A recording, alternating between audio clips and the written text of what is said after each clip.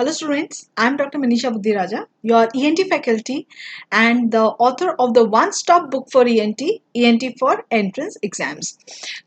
Welcome to ENT Thursdays, and today in ENT Thursdays we will be doing a quick revision of some very important must-do topics for AIMS, as AIMS is around the corner. So these are the very important questions which we need to know before we go for AIMS. And now, in usually the ENT Thursdays pattern is a live session, but this is going to be recorded version so that you can quickly go through it. And for all those who do not know what ENT Thursdays is, I give you a small topic of ENT every Thursday, and the next subsequent Thursday we have a clinical discussion of the clinical questions on that particular topic. So that gives you a better understanding of the topic. It gives you a clinical orientation because the topics are small. It makes you revise and retain better. So we quickly start with the questions, the revision for AIMS. And yes, the first question we have here is on COVID. We are expecting many questions of COVID this time in AIMS. So let us see in relation to ENT what question we can have. Yes, the following can be the presenting symptoms of COVID-19. Okay, so the choices we have here is sore throat. What do you think? Sore throat, can it be a presenting symptom of COVID-19? Yes, we know, all of us know that sore throat is very much the presenting symptom of COVID-19. So yes, it is. Cough, yes, cough, breathlessness, all this. Gastrointestinal symptoms, what do you think? Gastrointestinal symptoms presenting feature of COVID? Yes, in few patients, the presenting symptoms is gastrointestinal. And anosmia and ageusia. What is anosmia? Yes, loss of smell, and ageusia is loss of taste. So anosmia and ageusia, do you think that can be the presenting symptom?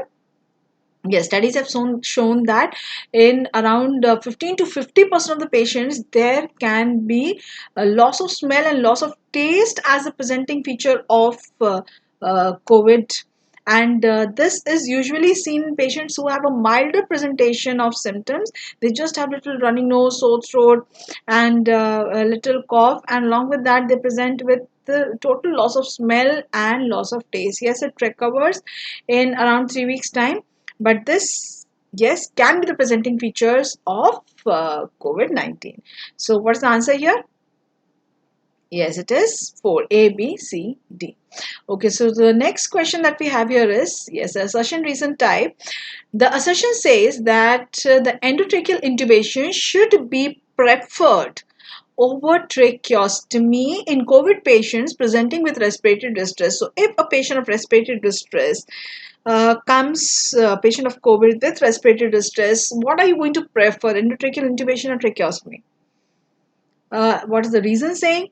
The tracheostomy increases the chances of transmission of virus. Yes, in tracheostomy, what are we doing? What do you think? Is the reason true? Is the assertion true?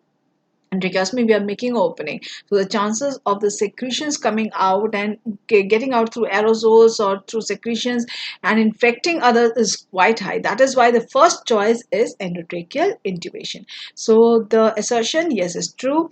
The reason also true, and reason is the correct explanation of assertion. So that is A.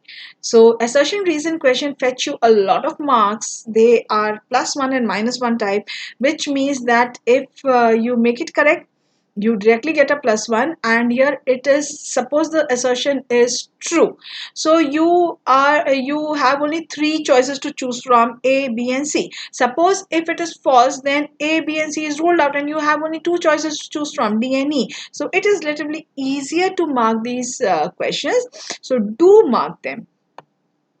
So the next question is a true or false. Write true or false regarding superior semicircular canal dehiscence. Okay, so this is a very important topic, superior semicircular canal dehiscence. We have repeated questions and names on superior semicircular canal dehiscence. So let us see whether you know the answer or not. Okay, so the first is loud sounds can lead to vertigo, which means this patient will have vertigo on loud sounds.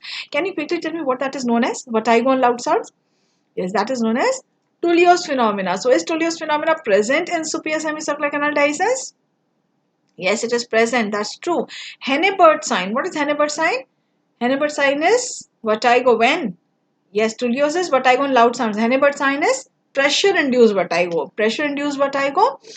Yes, without a fistula on medial wall, that's false positive fistula is Hennebert sign. So, do these patients have pressure induced vertigo?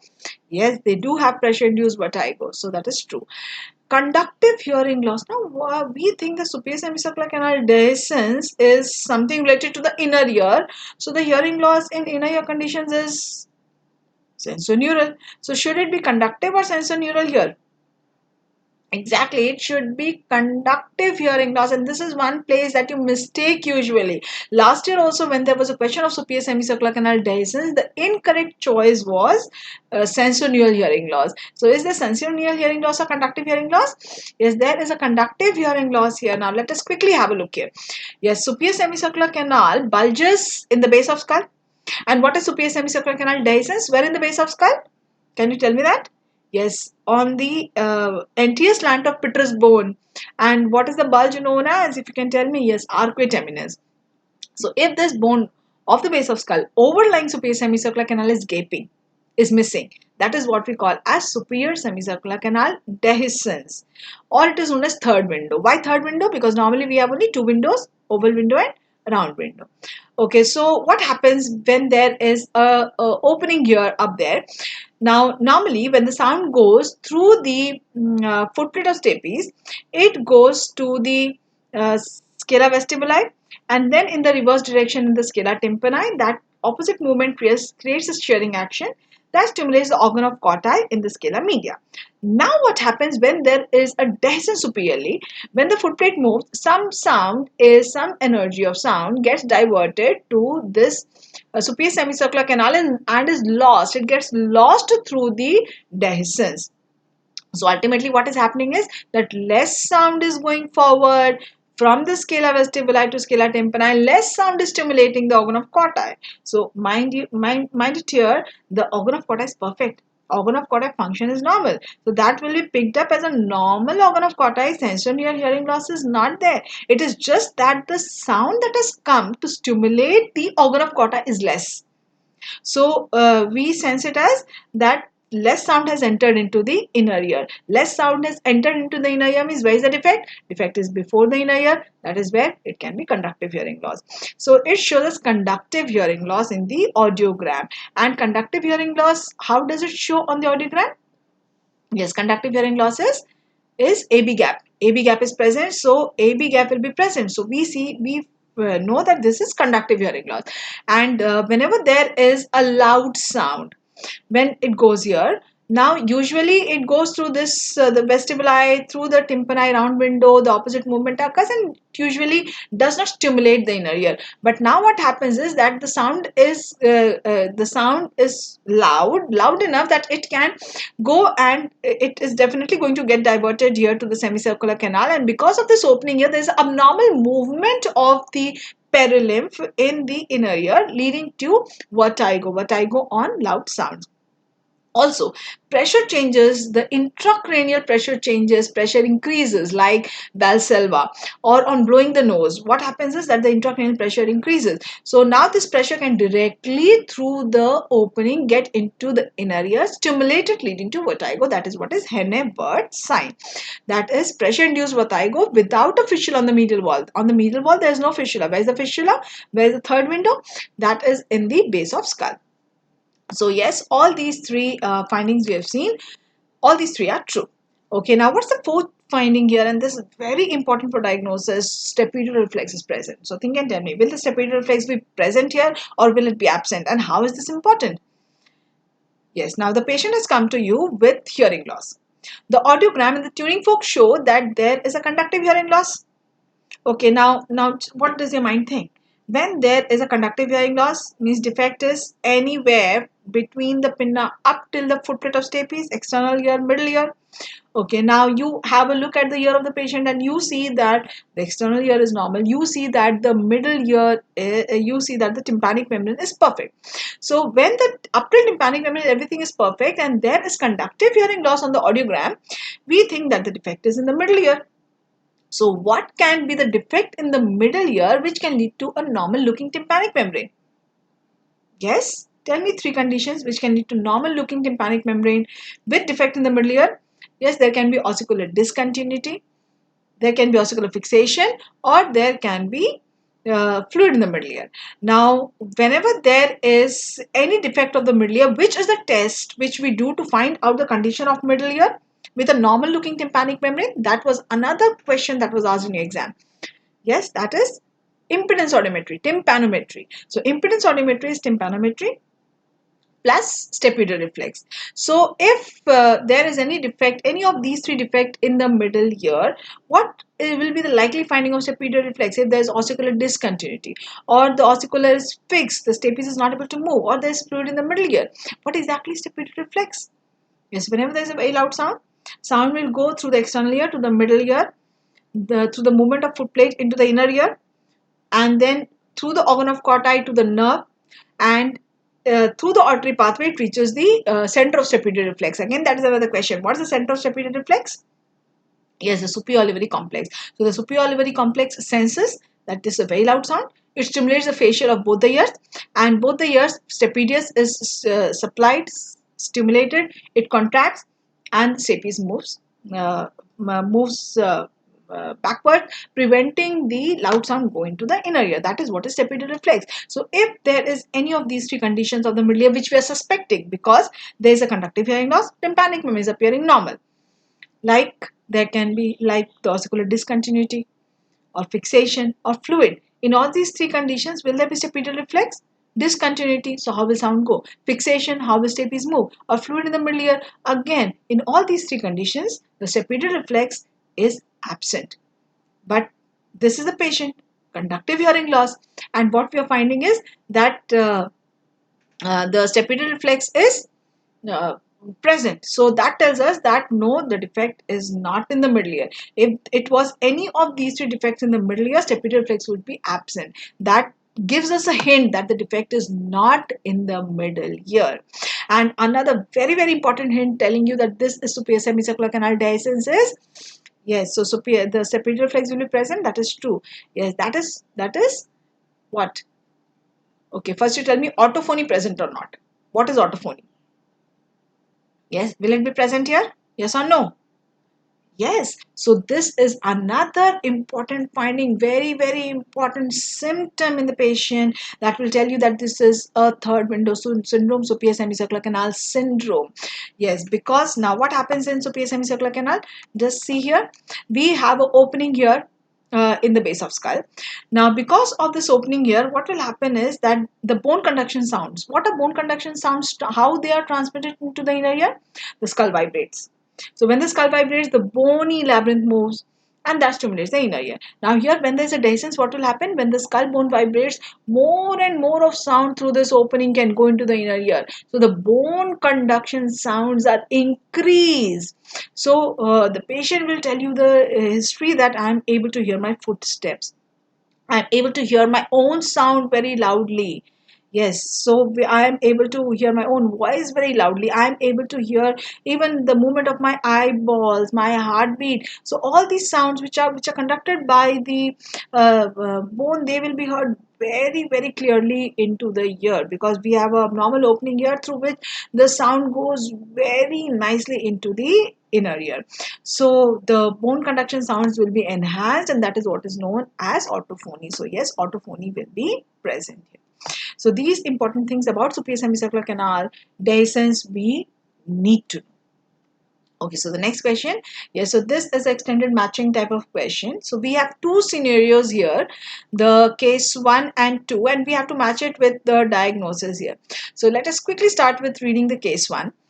Here it is a 31-year-old female who came to the ENT OPD with a 6 months history of ringing in the ear. So what is ringing known as? What is ringing in the ear known as?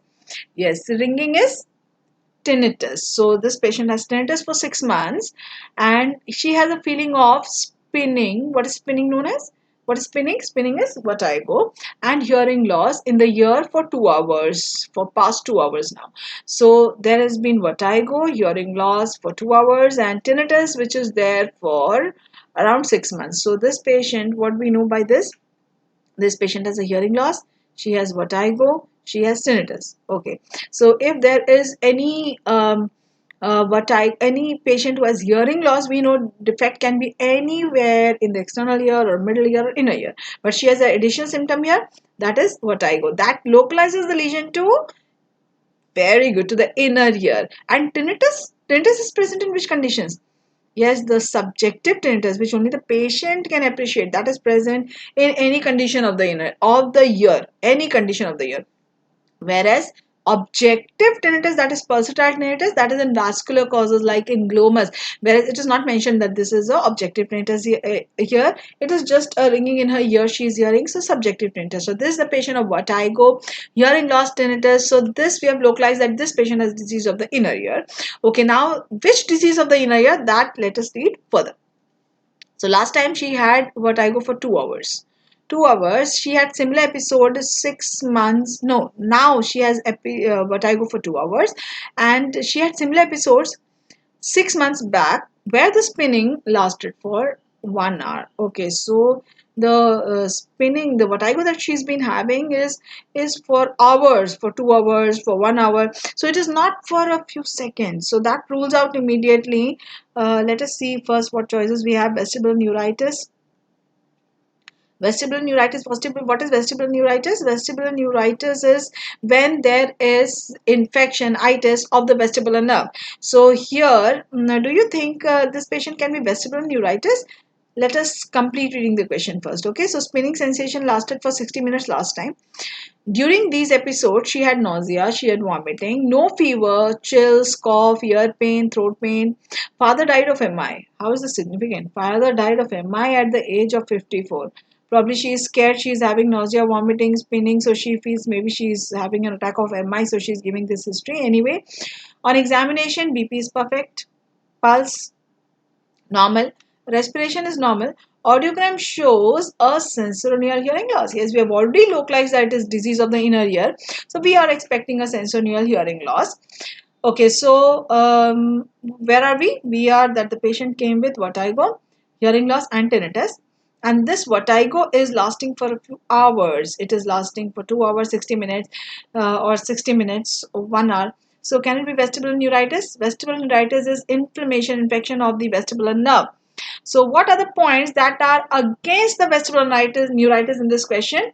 Yes, it is only vestibular nerve infection, so hearing loss will not be there if it is vestibular neuritis. Second, it is the inflammation of the nerve, so it will not subside immediately in 2 hours or in 1 hour. Yes, so vestibular neuritis patients have sudden onset vertigo lasting for 2 days, 3 days, 4 days. It is continuously, and there we have to differentiate it with cerebral stroke, where we differentiate by nystagmus. Here, vestibular neuritis has a peripheral type of nystagmus, whereas a cerebral stroke has a central type of nystagmus. Okay, so this is ruled out. It cannot be vestibular neuritis. Let us come to the next choice. Superior semicircular canal dehiscence. So superior semicircular canal dehiscence. What are the points against superior semicircular canal dehiscence here? Yes, superior semicircular canal dehiscence will not have vertigo for so long. When does the patient of superior semicircular canal dehiscence have vertigo? We just did that. Yes, on loud sounds or on pressure changes. It is not all the time. And very, very important point. Yes, she had sensorineural hearing loss. What's the hearing loss here? In dehiscence, it is a conductive hearing loss, so it cannot be this also.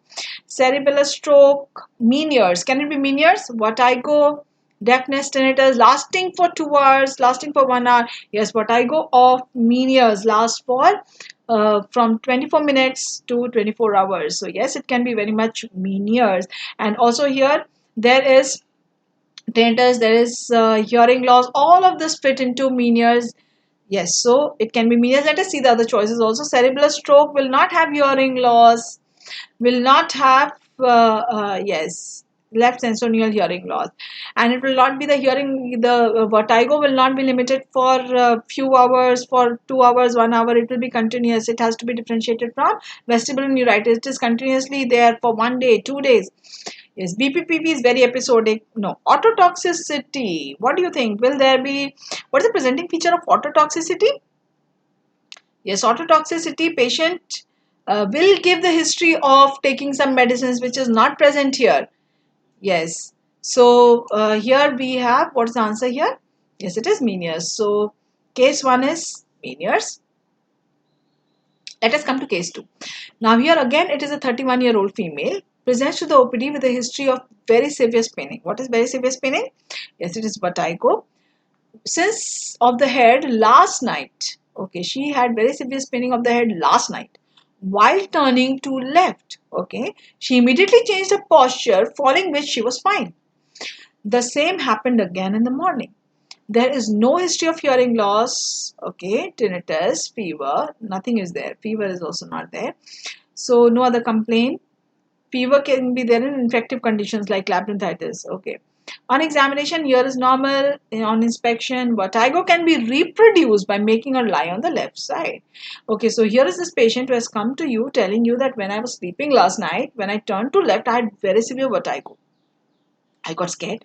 I turned to the right and vertigo was perfect. And the same thing happened in the morning also. And the same vertigo you are reproducing by making the patient lie on the left side. Yes, you have the diagnosis with you. Excellent. It is BPPV. So this is BPPV. This is case 2 is BPPV. So here what is this test known as, where you make the patient lie on the left side? Posture changes. That is the Hall Pike test. And how do you manage this patient? Quickly tell me.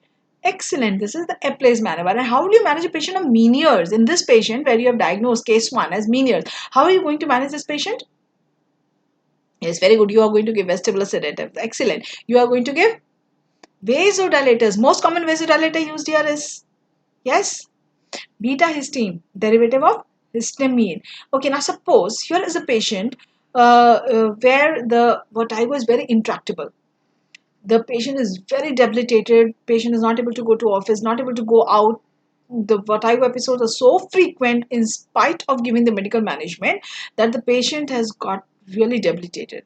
So you are now going to tell me that if this is the scenario, how are you going to do the vestibular nerve? We are going to think of doing a vestibular nerve destruction. Tell me 3 methods by which you can destroy the vestibular nerve of this patient so that it does not sense the imbalance. Yes, very good. You can destroy it chemically by gentamicin, injecting gentamicin by the microwave through the round window. Yes, or you can go for selective vestibular nerve section by operating, or you can go for total labyrinthectomy. Now, let me add something in this question. This is intractable vertigo, and the patient has total no hearing. Hearing is not serviceable, hearing is totally gone. So, out of these 3, which will you choose? Total labyrinthectomy, because there we are not preserving anything, we are just destroying. But if the patient's hearing is preserved, then what will you choose? Yes, then we will go for selective vestibular nerve destruction, either by chemical labyrinthectomy or by vestibular neurectomy. Now, if this is the question that is asked, both will not be in the choice because both can be done. Yes, but practically, clinically, what we choose first is, we know that chemical labyrinthectomy is easier to do. Vestibular nerve section is a more specialized surgery where you are operating on the inner ear. You are going intracranially to section the nerve. So that requires surgical expertise. So that can be used as a salvage procedure. So the clinically first to be preferred will be the chemical labyrinthectomy, and the vestibular neurectomy can be done as a salvage procedure. Now, suppose I ask you that I want to do some procedure for this patient where neither do I touch the hearing, neither do I touch the vestibular apparatus. Do you have any such procedure whether you can do what you can do for Meniere's? Yes. Very good. You can go for endolymphatic sac decompression. Though the results are not very good, but yes, that is a procedure that can be done for Meniere's, decompression of endolymphatic sac. There you're not touching the hearing or the vestibular apparatus. Excellent. So now let us go to the next question. Yes, so all the following statements regarding sudden sensorial hearing loss are true except. So here we have a very, very important condition, a medical emergency, sudden sensorial hearing loss. So let us see whether you're going to answer this correctly or not. Steroids are the mainstay of treatment. Okay, before that, you tell me, what is sudden sensorial hearing loss? Yes, sudden sensorial hearing loss means that the patient has developed sensorial hearing loss, as the name, suddenly. How suddenly? Yes, it is a period of 3 days.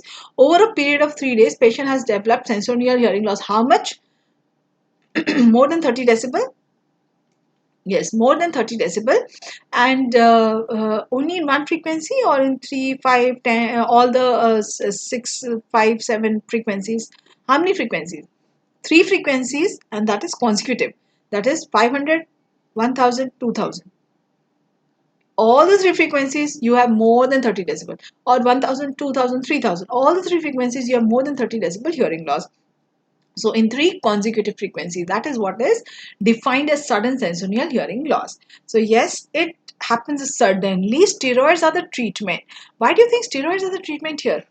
Now, do you think any sensorial hearing loss? What is the meaning of sensorial hearing loss? Sensorial hearing loss means that sensory or neural, inner ear or nerve has got affected. So in any sensorial hearing loss where the inner ear or nerve has got affected chronically, it is not reversible. It cannot be reverted back. The hearing loss cannot be reverted back to normal. Sudden sensorial hearing loss is which has occurred suddenly. So what can be the probable cause? The most common cause is idiopathic, where it is postulated that it is because of a viral infection that suddenly leads to edema, compression, ischemia, and leading to hearing loss. So this is the only sensorial hearing loss which we can revert back to normal immediately. How? Reduce the edema. So to reduce the edema, we give steroids, and it has to be given. We know that the edema has to be reduced immediately, so it has to be started immediately. If you delay it, so later on the effect will not come. So that is why it is a medical emergency. This is the only sensorial hearing loss which you can come back, bring back to normal, and that is by immediately starting the patient on steroids. It is confused with conductive hearing loss. Can we confuse a sensorineural hearing loss with conductive hearing loss? Now tell me, in sensorineural hearing loss of the right side, okay, right side, right sensorial hearing loss, Renes, what will happen to Renes? Yes, Renes in sensorial hearing loss is positive. In right sensorial hearing loss, Weber's will be towards, quickly tell me, Weber's will be towards, yes, towards the left. Weber's will be towards the left. Now, this is so obvious. Where is the conductive hearing loss here? Now, the hearing loss can be anywhere more than 30 decibel, which means it can be 40, it can be 70, it can be 80, it can be 90, which means if it is more than 70, that comes in severe sensorial hearing loss. And in severe sensorial hearing loss, if it has become a severe sensorineural hearing loss, then the Renes becomes negative. So when the Renes becomes negative, now you confuse it with a conductive hearing loss, because Renes is negative. Two things have to come to our mind: conductive or a severe sensorial hearing loss. This is a very important point that you need to remember. Patient comes with the hearing loss. Suddenly I woke up in the morning and I felt that the hearing was not there. I felt that I'm hearing less, and you do Renes is negative, and what comes to your mind is conductive hearing loss, and you send the patient. No problem. What will happen later on, if even if you diagnose it for the severe sensory hearing loss and you start the steroid, the response will not come. So that is why all the onus of the patient losing the hearing will be on the doctor, on the ENT. So it is very important for every ENT in the OPD to know that if the Renes is negative, rule out a severe sensorial hearing loss also, especially in these patients suddenly presenting with hearing loss. So rule out. How do you rule out whether it is conductive or severe sensorial hearing loss?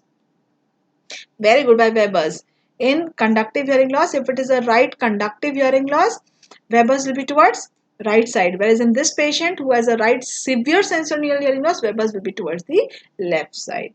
So steroids are the main set of here we have accept.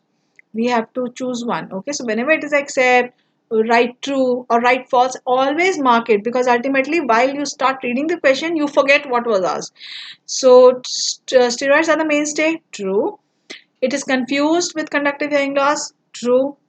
It is a medical emergency. What do you say? Yes or no? True. Rini is falsely positive. What do you say? Yes or no? Rini is negative here. It is false negative. Now there is nothing like false positive. Yes, so Rinis can be either positive or it can be false negative. Cannot be falsely positive. So this is the incorrect. So what is asked? Accept. Accept is D. Okay. So the next question we have here is a match the following question, And yes, here the devices are given and in which condition it is used, that is what we have to mark. So hearing aid, when do you go for hearing aid? Hearing aid is something that you see so commonly people using. Yes, any defect of any conductive hearing loss or sensory hearing loss or neural hearing loss in elderly presbycusis, also you see people using hearing aid. Yes, it picks up the sound, amplifies it, and sends it forward.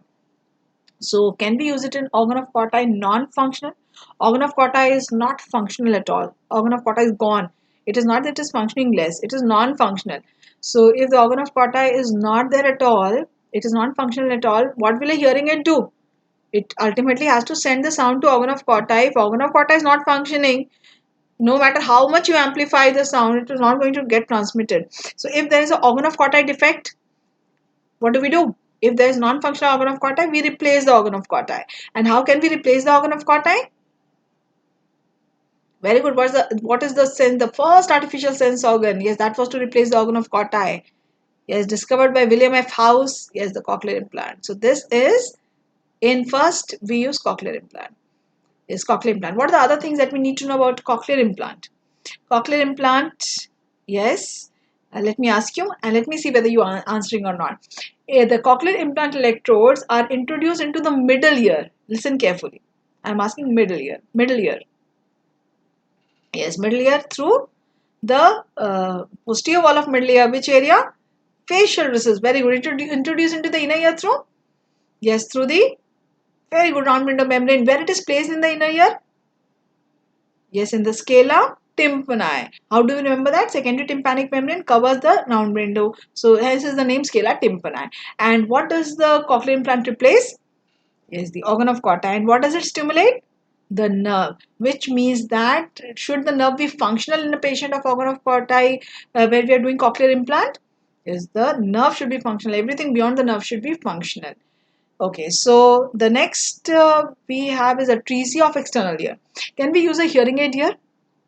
Now, if there is atresia, the external ear is atresic. Where are you going to place the external component or the internal component of the hearing aid? So no, we cannot use. So whenever we cannot use a normal hearing aid in atresia of external ear, in congenital deformities of the external ear, or in chronically discharging external middle ear, where we cannot use a hearing aid.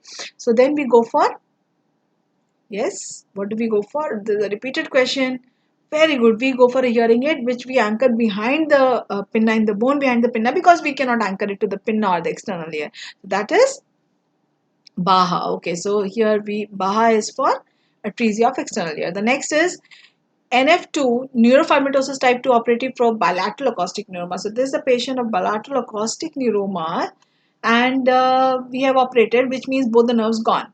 Both the nerves gone, will hearing aid help? Again, like if the organ of Corti is gone, how will the hearing aid help? Same if the nerve is gone, how much amplify you do to the sound and send it forward, how is going to go? Because the nerve is not there. So if the nerve is not there, what do we go for? We replace the nerve.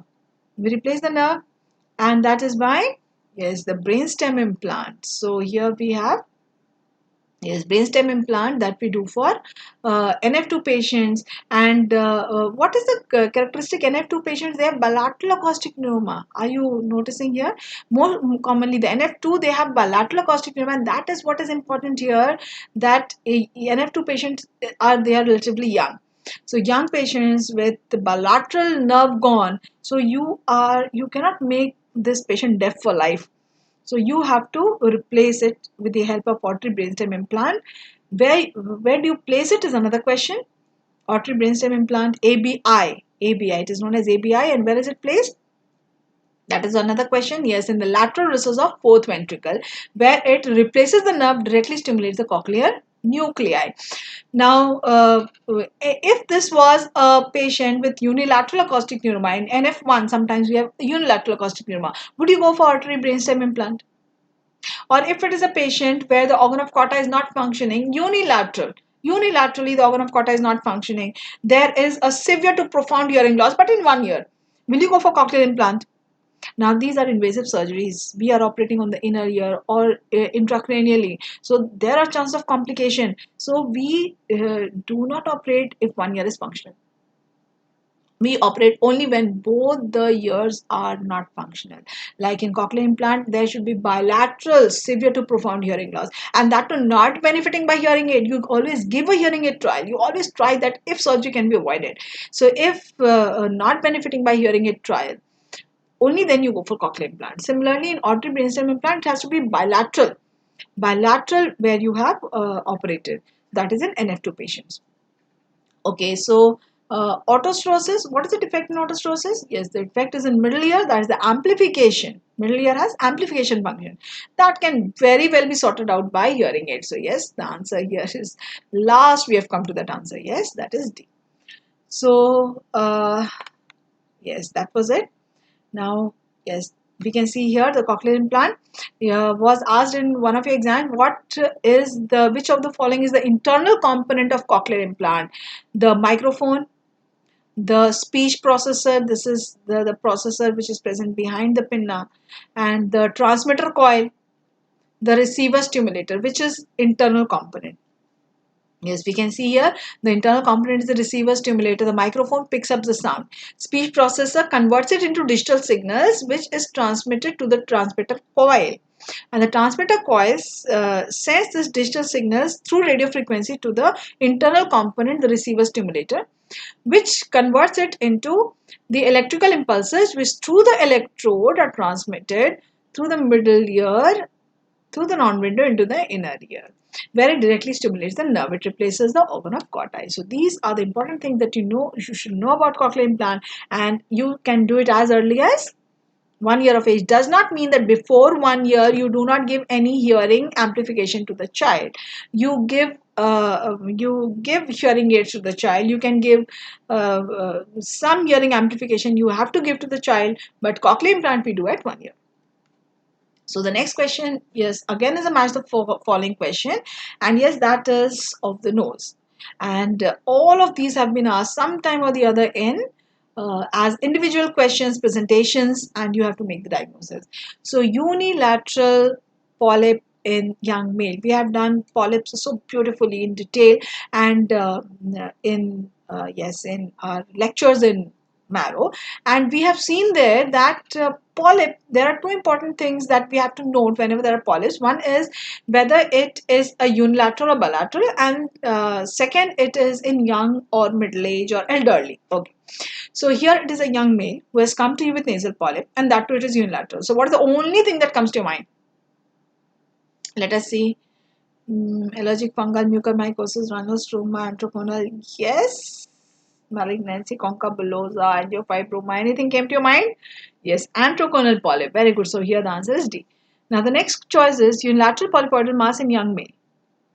Is it not similar to the previous? Okay, there's addition, there's recurrent epistaxis. Now the answer changes. Tell me the answer. What now comes to your mind? Very good. It is angiofibroma. Okay, now the next is unilateral multiple polyps in middle age. So here it is unilateral, but multiple. Okay, multiple tells us it is ethmoidal. Yes, it is ethmoidal in middle age with mucinous secretions and heterogeneous appearance on CT scan. So if there are multiple polyps, we know that multiple polyps have allergic etiology. But allergy is a systemic condition. So systemic condition will not affect one side. It will not be unilateral. So if it is unilateral and if it is bilateral multiple, we can think of allergy. And can you quickly tell me what is Samter's triad? If you remember Samter's, yes, Samter's triad is, yes, it is nasal polyps with asthma with aspirin sensitivity. So patients of nasal polyps who have asthma also, aspirin should not be given. It leads to hypersensitivity reaction and leading to exuberant polyp proliferation. So it should not be, it should be avoided. Okay, so here it is multiple polyps, but it is unilateral. So we do not want to think it is of allergic systemic allergy. It is because unilateral, so that can be local allergy because it is a multiple polyps. So local allergy and very important hint, mucinous secretion. What is mucinous secretion? Nasal secretion filled with eosinophils, heterogeneous appearance.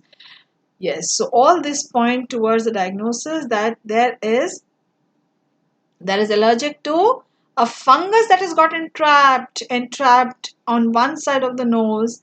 Yes, unilateral. So the answer is yes, allergic fungal sinusitis. And let us quickly see this CT here. Yes, this is a typical appearance of allergic fungal sinusitis, a heterogeneous appearance. This is what is known as the double density sign. That was a question recently named double density sign. That it is unilateral because it is because of entrapment of fungus in one of the sinuses or one side. Because if entrapment is occurring of the fungus that is leading to all this allergic reaction, it is not necessary it will occur always bilateral, which means bilateral presentation can happen, but most of the time it is unilateral. So this is a very important repeated question. So next question, next choice is unilateral polyp, and it is unilateral, but here see, all are unilateral, no? Unilateral, okay. But here the age changes to elderly. So if it is elderly with unilateral polypoidal mass, always we have to rule out, yes, malignancy. And unilateral, again unilateral polypoidal mass, CT showing pneumatized middle turbinate. So is it actually a polyp? Pneumatized middle turbinate, what's that known as? That is known as concabullosa. Concabullosa. How does the mucormycosis present? Mucormycosis? Yes. Very good. What is the history of the patient given? Diabetic means immunocompromised. And what's the appearance? Appearance is blackish sharp. Is it angioinvasive? Yes, it is invades the endothelium of blood vessels, because of which it is very rapidly angioinvasive. It is rapidly invasive and it is life threatening because of that. So this is what we need to know about mucormycosis. Okay, so coming to the next question. Arrange the spread of angiofibroma in sequential arrangement.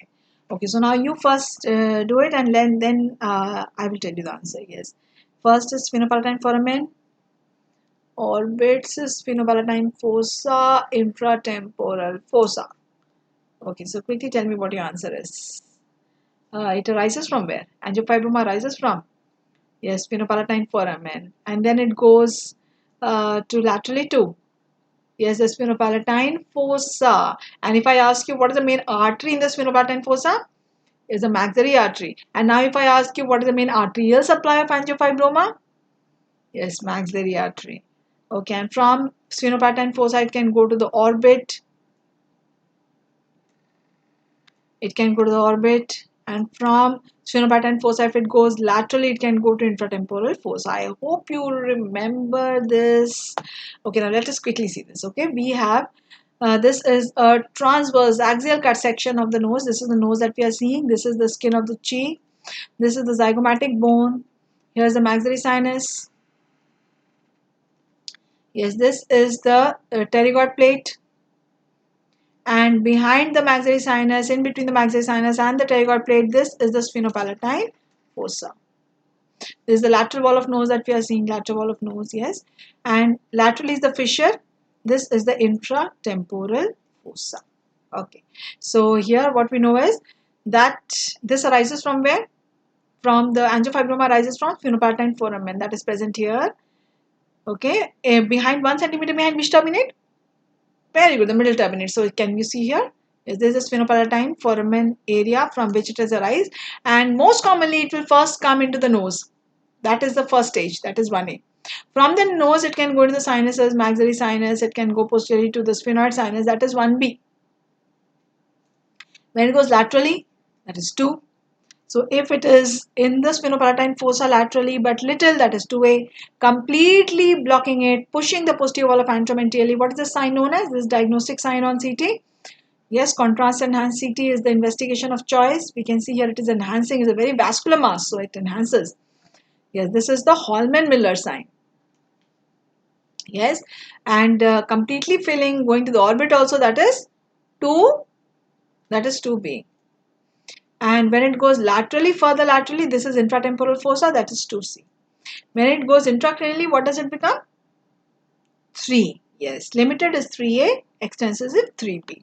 So now let us come to this question again. Yes, first is sphenopalatine fossa. Second, it goes, nose is not there. Second, okay, sphenopalatine fossa. and the foramen is first, second is fossa. From here it will go to the orbit completely. When it fills the fossa, then it will go for the laterally to intratemporal fossa. So it is the answer will be, the first will be 1, then will be 3, then will be then will be 2, and then will be 4. 1 3 2 4. 1 3 2 4. Okay, so this is the answer. Yes, B. B. Okay, so uh, you got that? Yes. Okay, so let us move on to the next question. So here is a match the following question. And yes, was the recent question raised floor of mouth? Raised floor of mouth. So here's the presentation given and here's the abscesses given. Tell me quickly, what should be our answer? Retropharyngeal, parapharyngeal, Quinsy, Ludwig's, Vincent's. Yes, raised floor of mouth is Ludwig's angina. If I ask you, Ludwig's angina is present, is localized to which space? Yes, submandibular space. Very good. Unilateral paramedian bulge of posterior pharyngeal wall. So the posterior pharyngeal wall has a bulge, paramedian, one side of midline. So what is this? Posterior pharyngeal wall means it can be the retropharyngeal or it can be prevertebral. So this is retropharyngeal or prevertebral? Yes, very good. It is retropharyngeal. If it was prevertebral, where would be the bulge? Yes, it would be a unilateral. It could be a unilateral midline. It would be a midline diffuse bulge. That is prevertebral. Whereas on one side, that will be retropharyngeal. Tonsils pushed medially. Tonsil will be pushed medially in which one? Parapharyngeal, Quinsy. This we have done. This we have done. Vincent's. What is Vincent's angina? Vincent's is gingivitis. Okay, gingivitis. Not here, not this one. So we have two choices, parapharyngeal and Quinsy. Let us see the next is unilateral tonsils pushed medially, because tonsil is pushed medially in both. Quinsy also, parapharyngeal also. What should we mark? Okay, so unilateral tonsils pushed medially with bulge at the angle of jaw. So now you have the hint, yes? Only tonsils pushed medially? Very good, Quinsy. Along with bulge at the angle of jaw? Yes, that is parapharyngeal. So if we see here, so here we have the various spaces. This is the posterior pharyngeal wall. Here we have the retropharyngeal space. We can see it is unilateral, so that will produce a unilateral bulge. In prevertebral, it is not divided in the midline, so that will be a midline diffuse bulge. And where is Quinsy? Where is the abscess in Quinsy? Yes, the peritonsillar space, this space. This space in between the capsule of tonsil and, yes, tell me capsule of tonsil first. It is made by which fascia? Yes, the pharyngobasilar fascia. And in between pharyngobasilar fascia and which muscle? Superior constrictor muscle. So if there is abscess here, it will push only the tonsil medially, that is Quinsy. Whereas in parapharyngeal space abscess, the abscess is here. So that is going to push the lateral pharyngeal wall medially. So when the lateral pharyngeal wall gets pushed medially, the tonsil gets pushed medially. But here also you see an external bulge. Where is that bulge? What is the lower boundary of parapharyngeal space? Yes, that is at the level of the hyoid. So you also see external bulge here at the angle of jaw or at the lower border of mandible. Yes. So that is, yes, the various spaces along with how they are going to present. So the next question here is, a patient undergoes surgery of lateral part of base of skull, which means that, okay, on one side of the base of skull, patient is getting operated. Post-operatively, patient presents with aspiration, does not have a change of voice. Okay, so now aspiration, yes, first you think of the answer. What should be the answer? Glossopharyngeal. Glossopharyngeal is sensory to oropharynx. Why should that lead to aspiration? Aspiration means some nerve of the larynx is gone and the sensory nerve of the larynx of the supraglottis should be gone. So what is the sensory nerve of the supraglottis? Yes, it is internal laryngeal nerve. Very good, internal laryngeal nerve. Now, but we are doing a base of skull surgery. Does the internal laryngeal nerve, do we encounter the internal laryngeal nerve at the base of skull? Internal laryngeal nerve is given at the level of the hyoid. It is a branch of, tell me, yes, superior laryngeal. Superior laryngeal divides at the level of hyoid into internal and external. So base of skull, internal directly cannot be damaged. What can be damaged? Superior laryngeal. Because superior laryngeal nerve is given off at the base of skull itself.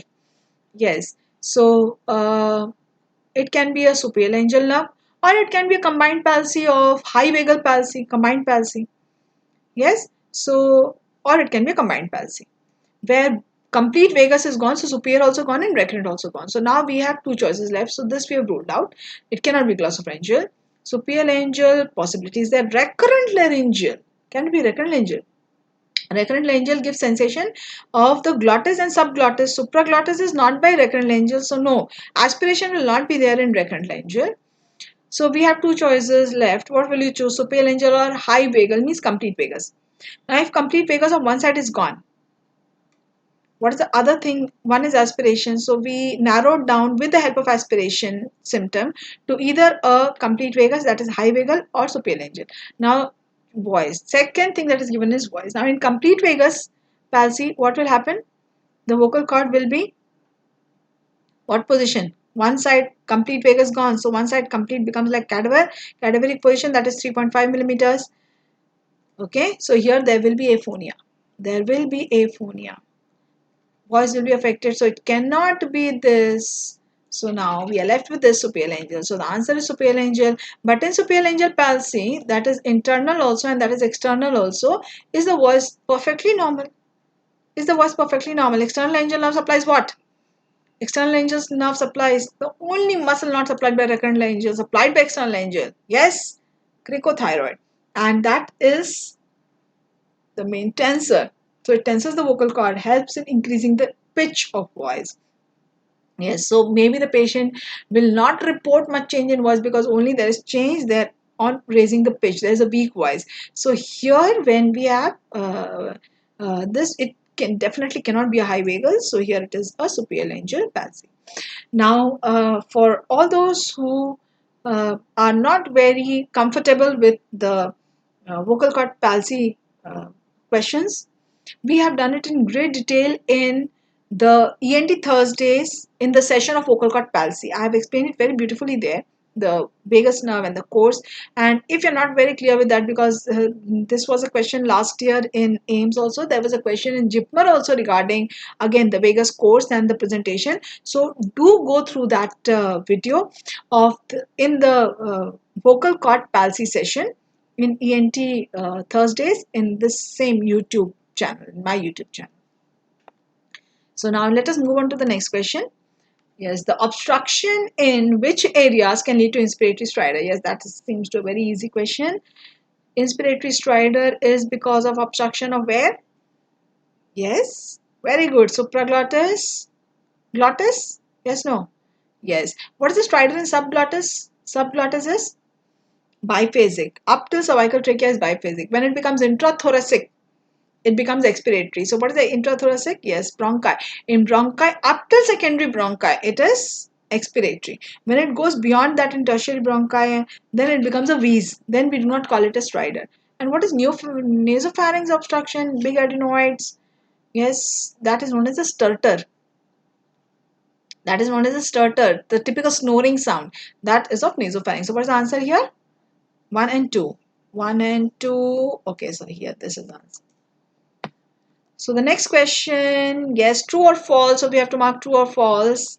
Yes, and again, this is a very important question. Injury to auriculotemporal nerve during parotoidectomy can lead to numbness while shaving. So this states that the skin over the parotid, that is the area where shaving is done, the sensory nerve supply is auriculotemporal. Is that true? Yes or no? What is the sensory nerve supply of complete face? Quickly tell me the complete face. Yes?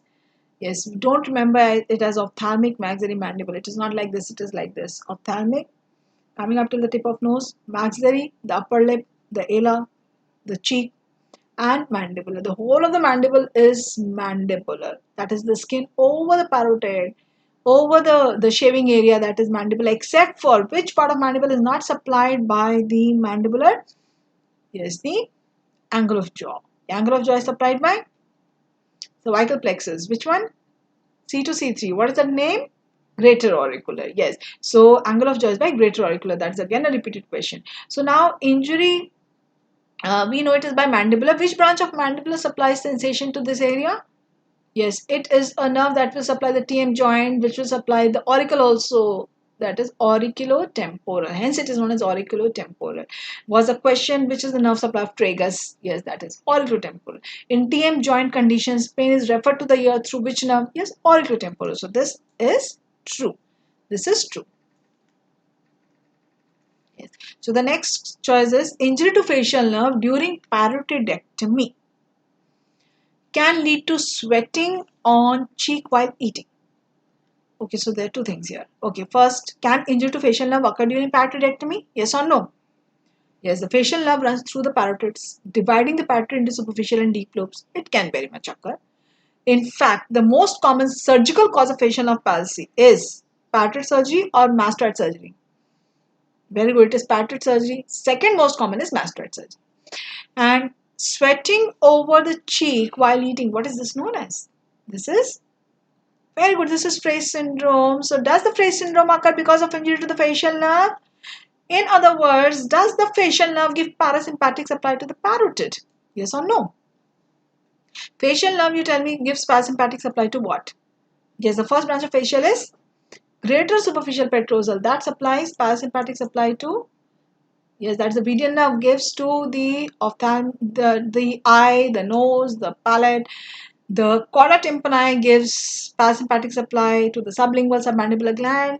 It does not give parasympathetic supply to the parotid. So the next question you have is that parotid parasympathetic supply is by which nerve? Parotid is supplied by, the parasympathetic supply is by, yes, the functional is glossopharyngeal. Whereas the glossopharyngeal, the fibers are distributed, yes, through the auriculotemporal nerve, which is the sensory nerve of this area. It gives a sensation also to the skin. It also gives parasympathetic supply to the parotid by which ganglion? The otic ganglion. So facial nerve injury can occur during parotidectomy, but that will not lead to Fraze syndrome. Injury to which nerve will lead to Fraze syndrome? Is the auriculotemporal nerve. So this is a false statement. Okay, loss of facial sensation and weak jaw clench suggest injury to fifth cranial nerve. Is that true? Facial sensation, is that by fifth nerve? Yes, we just did ophthalmic, maxillary, mandibular, fifth nerve. And is fifth nerve a sensory nerve or is it also motor? Yes, ophthalmic and maxillary are pure sensory, whereas the mandibular. Mandibular has motor component, that is to the muscles of mastication. Yes, that will lead to a weak jaw clench. Yes, that is true. Very good. Angle of jaw is supplied by greater auricular. Yes, it is by greater auricular. That is true. So, yes, very good. Yes, here we have, this is the ophthalmic, this is the maxillary, and this is the mandibular supply. And here we have, this is the greater auricular. Greater auricular, that is C2, C3. Okay, so the next question that we have here is again a true or false question. State true or false about autocaustic emission. Yes, autocaustic emission, you know everything about it. I know that. They are byproduct of outer hair cells. Yes or no? Yes, tell me. Yes, true. They are byproduct of inner hair cells. No, that is false. It is used as a screening test of hearing in newborn infant. Screening for neonates, for infants is autocaustic emission. Yes, because it is very easy to do. It is cost effective. The results are available immediately. That is autocaustic emission. Now let me change this choice. If I change it to screening test for hearing loss in newborn infant in ICU, then the answer becomes Bera. Yes, then it becomes Bera. Bera is the best test for hearing. So when it is a high risk, then we go for Bera. If it is in ICU, we know that yes, the chances there are high. We go for directly for Bera. It is used for autotoxicity monitoring. Autotoxicity, noise trauma, or drugs, autotoxic drugs. They damage early. They damage the outer hair cell or the inner hair cell. Yes, they damage outer hair cell first. So this can be a very useful test to monitor autotoxicity. You are giving amikacin to some patient, and we know it is autotoxic, but we do not want the patient to develop hearing loss. So can we test that the patient is developing hearing loss or not? And that too early so that it is still in the reversible stage? Yes, by autocaustic emission. And is autocaustic emission a very simple test, very easy bedside test? Yes, so we can do it number of times. So we can monitor autotoxicity or noise trauma by autocaustic emissions. That is again true. It disappears in 8 nerve pathology. What do you think? It is produced by outer hair cells. It's got nothing to do with the nerve. So why will it disappear in nerve pathology? That is false. Okay, so here we have audiogram, and ENT never ends without audiogram. Yes. So here we have audiometry report. Interpret the audiogram and arrive at the most probable diagnosis. Okay, so whenever you see the audiogram, don't just start panicking. Just go step by step and diagnose. So here the first step is we have to see whether it is 1 ear or both the ears, right ear, left ear, or both the ears. So let us see. This is marked in blue. Also the cross, and this opening towards the left. So this is the left ear. Okay, and this is the right or the left ear. This is the yes, the right opening towards the right. This is the air conduction, the bone conduction. So this is the right ear, also in red. So this is the right ear. Okay, so these are both the ears. So now we will see whenever it is both the ears, don't just see and panic. See individually. 1 ear we will see at a time. So first we are going to see the which ear? Okay, let us see the left ear first. So the first thing that we see is whether this left ear is normal or not. How do we see that? By seeing the normal we consider up to 25 decibel. So yes, in left ear air conduction, bone conduction, both are the threshold is less than 25 decibels, so both are normal, and so left ear is normal. Now let us come to the right ear. In the right ear, we can see that the threshold is more than 25 decibels, so the right ear looks abnormal. What is abnormality? Is it a conductive or a sensorial hearing loss? So the next thing that we see is the AB gap.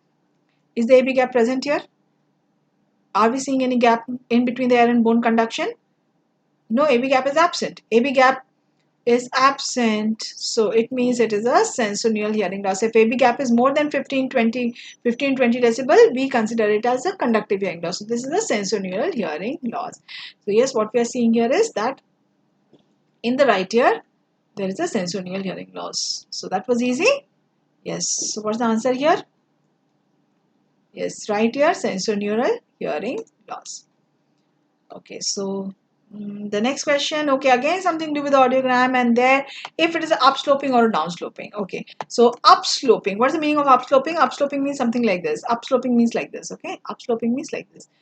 Means in the low frequencies, see, I have to increase the loudness to 70 or 80 decibel, but high frequencies, patient is hearing good at even maybe 10 decibel.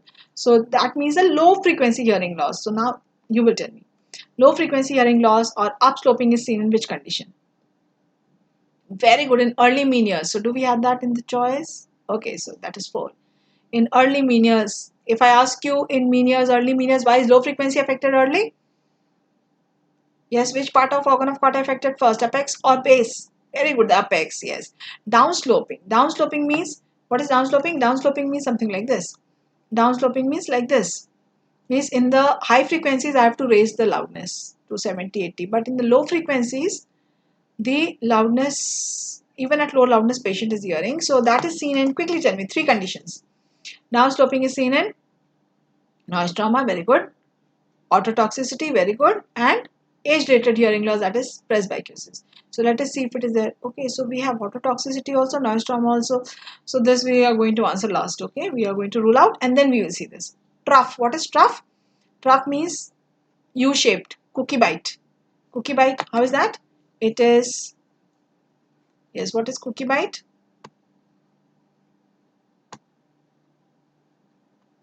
Yes, cookie bite means that we are, yes, something like this, U-shape.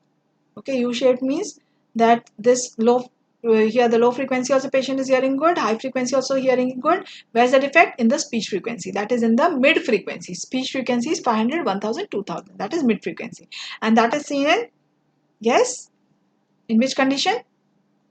In congenital sensorial hearing loss. So here the answer is 7. Okay.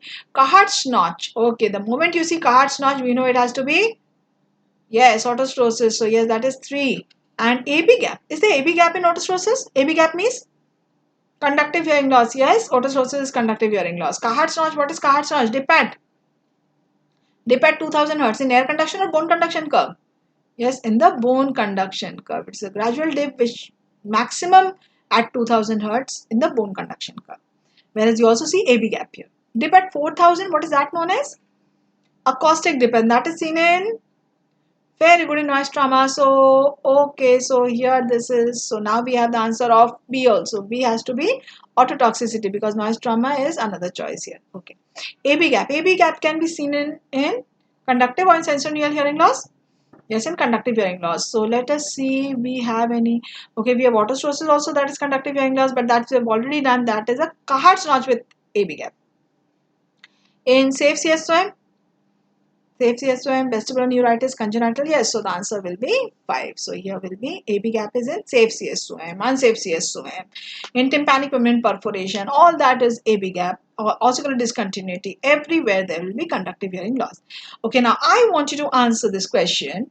Vestibular neuritis, what will be the audiogram finding? Will there be AB gap?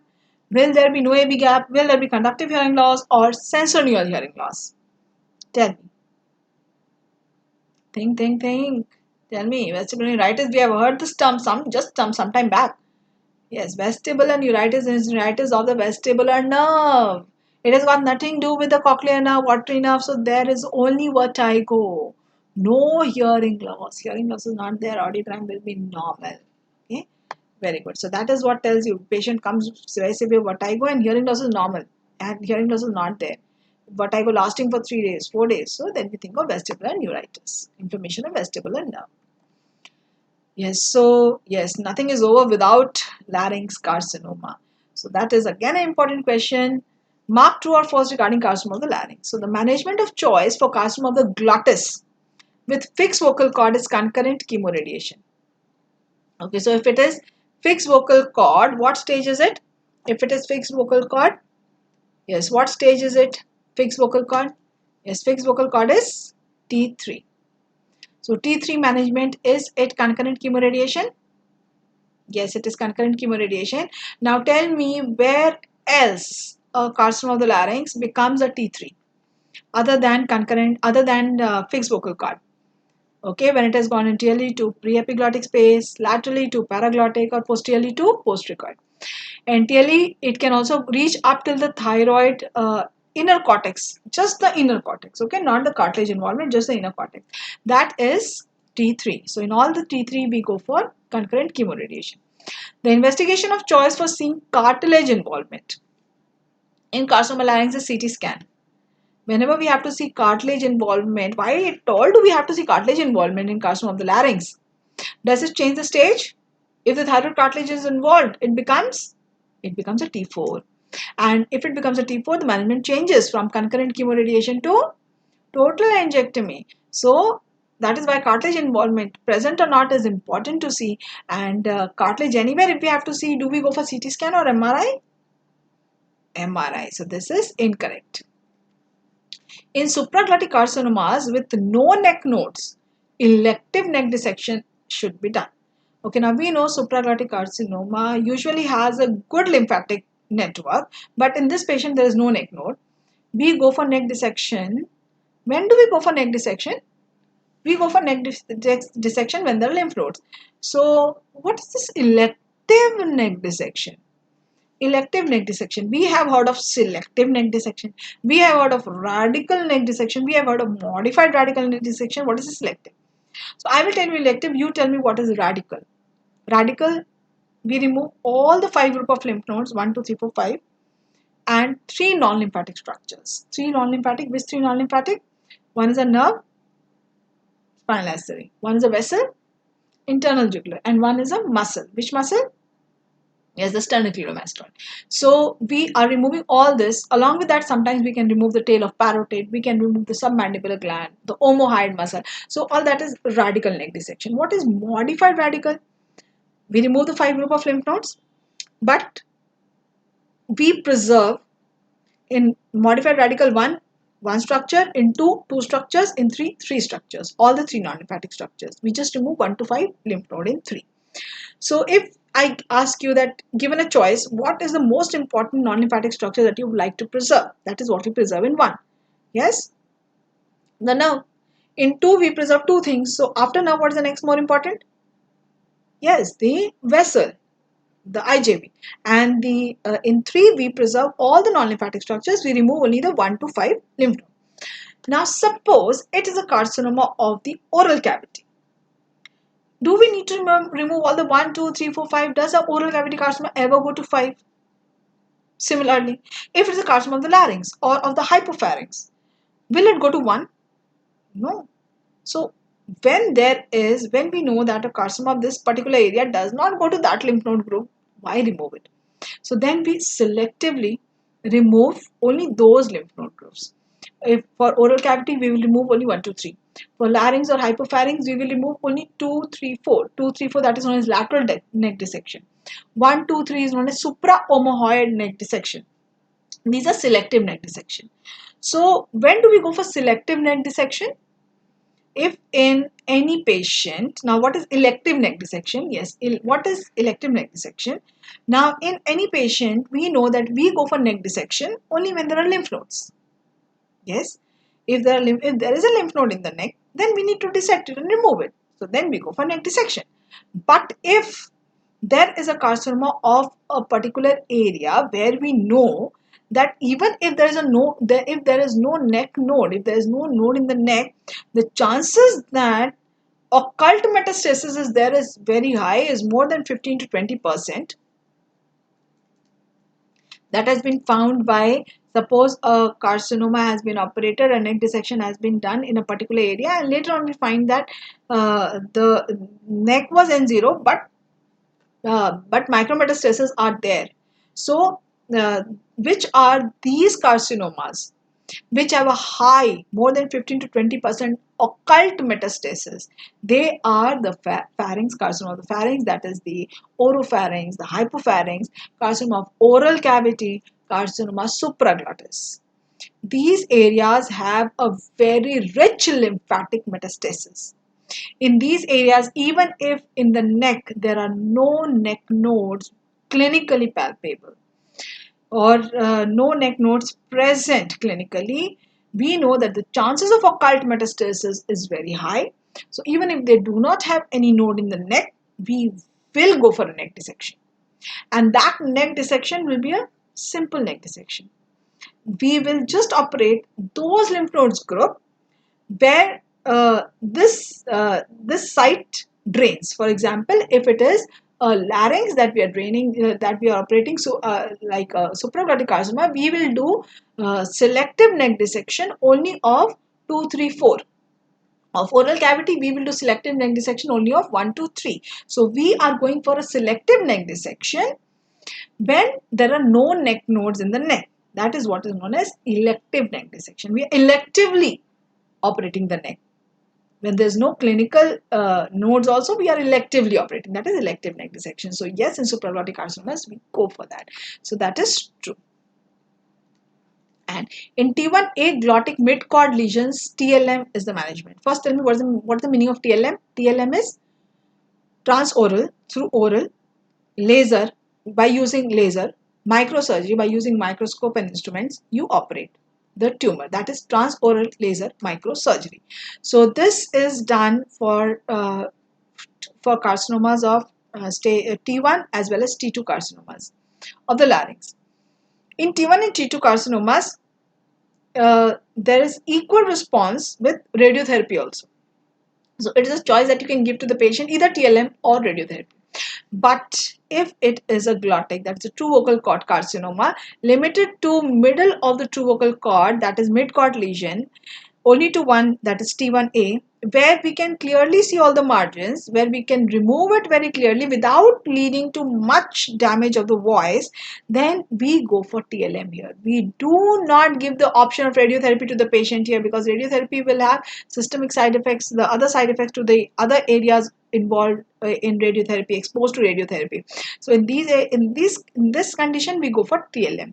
Whereas if the tumor T1 has gone to anterior commissure or to the other cord also, then we know that this removal of all this or such a major area will not be very easy. Then we can give the option of radiotherapy also. Though nowadays with the help of TLM also we can remove these tumors very beautifully. But then we give the option of radiotherapy also to the patient. So that is what is important in carcinoma larynx that we need to know. So that you sowed the seed, you watered it regularly, you gave it good sunshine, and now is the time to reap the results. So you have worked so hard throughout. Now is the time to reap the results. Now is the time to go and perform.